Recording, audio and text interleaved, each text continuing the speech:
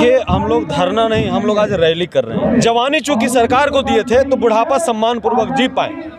अब उस व्यवस्था को मैंने जो साल बताया, जो मंथ बताया, जो तिथि बताया, उस तिथि को समाप्त किया गया। उसके बाद भी हमें रिटायरमेंट होने के बाद, मतलब रिटायर होने के बाद पेंशन नहीं मिल रहा है। तो हम लोग उस एक छल के साथ, उस एक फ्रॉड के साथ और उस एक घोटाले के साथ नहीं जी सकते हैं। उसके खिलाफ आवाज उठाने के लिए यहाँ एकत्र पे वोट करेंगे। हम लोगों का मुद्दा रहेगा पुरानी पेंशन। जो पेंशन की बात करेगा हम उसकी बात करेंगे। जो पेंशन देगा, जो पेंशन देने वाले लोग होंगे उसे मैं अपना व्यक्तिगत वोट दूंगा। हमारे परिवार के लोग वोट देंगे।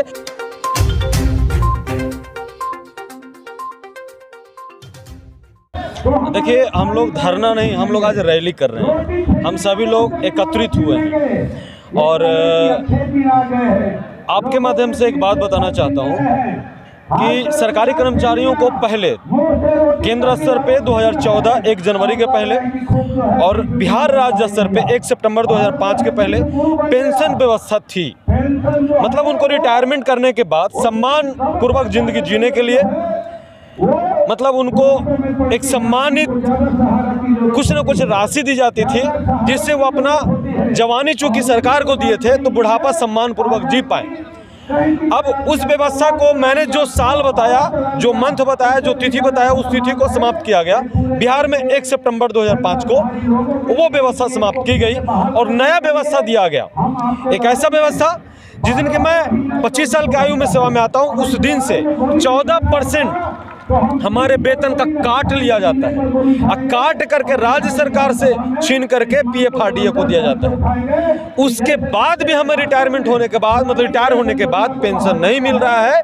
तो हम लोग उस एक छल के साथ, उस एक फ्रॉड के साथ और उस एक घोटाले के साथ नहीं जी सकते हैं। उसके खिलाफ आवाज उठाने के लिए यहाँ एकत्रित हुए हैं। कुछ राज्यों में तो लगता है पुरानी पेंशन योजना लागू हो गई है ना। जिस राज्य सरकार ने इस चीज को समझ लिया कि पुरानी पेंशन जो व्यवस्था है राज्य सरकार के भी हित में है और आप उसे 5 मिनट समझने का प्रयास करेंगे तो आप भी समझेंगे। जो राज्य सरकार ने समझ ली कि नई व्यवस्था जो है हमें पेंशन देना है बाद में, 30 साल बाद, 35 साल बाद, 25 साल बाद, और उस पेंशन देने के नाम पे आज है तो उससे ज्यादा राशि भेजा जा रहा है।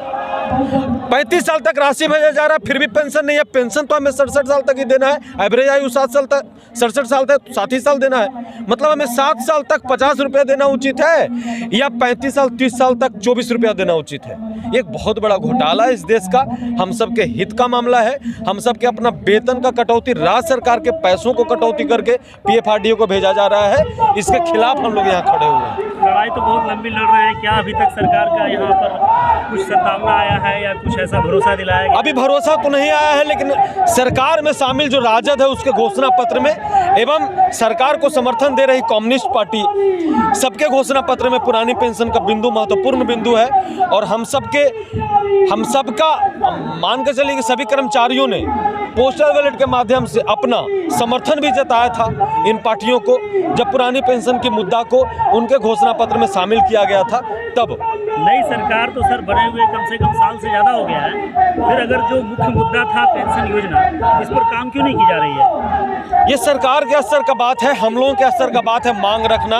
हम लोगों के राजद ने तो आपने कहा कि राजद का एकदम ये प्रायोरिटी था कि हम पेंशन योजना पुरानी लाएंगे, फिर अभी तक काम क्यों नहीं हो पा रहा है? हाँ, तो यही याद दिलाने के लिए तो हम लोग एकत्रित हुए हैं कि माननीय उप मुख्यमंत्री जी, हम तेजस्वी यादव हो चुके, हम सबके युवा हैं और हम सबके बात को समझ सकते हैं।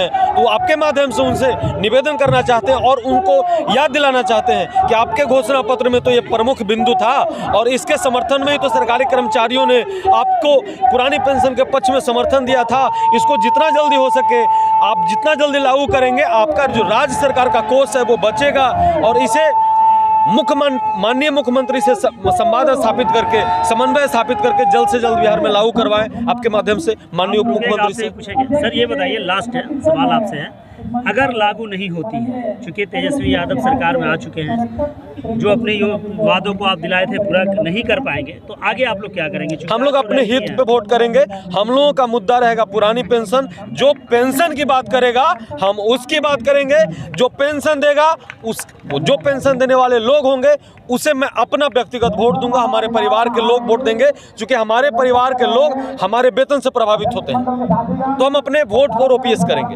हमारा अपना मुद्दा है, सरकारी कर्मचारियों सरकारी पदाधिकारियों का अपना मुद्दा है, उस मुद्दा पे वोट करेंगे। चलिए बहुत बहुत धन्यवाद। ओपीएस बिहार। क्या वो फिर से बोलिए। मेरा नाम शशि भूषण है, general secretary NMOPS Bihar. NMOPS मतलब national movement for old pension.